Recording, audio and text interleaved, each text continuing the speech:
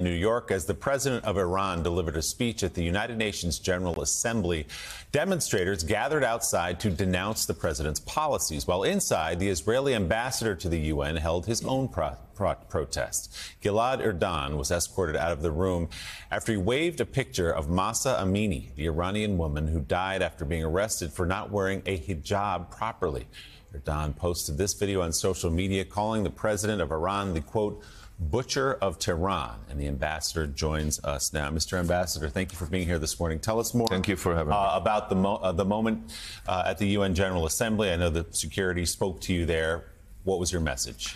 Look, last week we commemorated 1 year to the brutal murder of Mahsa Amini. Was brutally murdered by the Iranian regime, and her murder sparked, a wave of big protests all across Iran, where many protesters were executed. And here, inside the UN halls, the UN that was founded in order to prevent atrocities and give voice to so many people around the world, this mass murderer was accepted, was given, the red carpet treatment. And all the ambassadors, or many of them, stayed inside. And I felt that I need to do something to draw the attention of the international community to the atrocities that this ruthless regime is doing every day in Iran. So I peacefully, silently held up the photo of Mahsa Amini,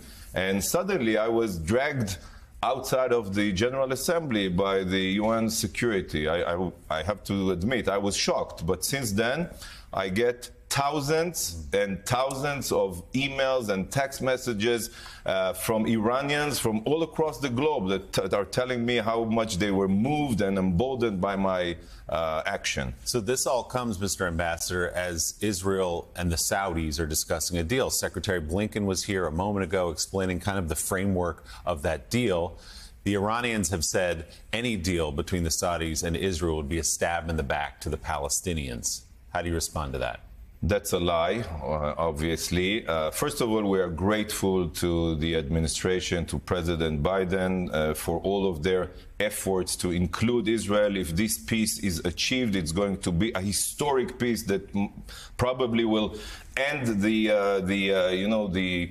conflict between Israel, the Jewish state, and the Muslim world. It's definitely not going to be a stab in the back. On the contrary, if this peace is achieved, it will contribute, increase the chances that in the future it will have a domino effect. We'll get the Saudis, in addition to the Emiratis, the Bahrainis, the Moroccans, that we already have peace with them, as additional players, positive, constructive players that can mediate and help us increase the chances to achieve peace with our Palestinian neighbors. Mr. Ambassador, it was a pretty extraordinary moment yesterday, and you are the Israeli ambassador to the United Nations. There's a certain decorum that happens that the UN operates by.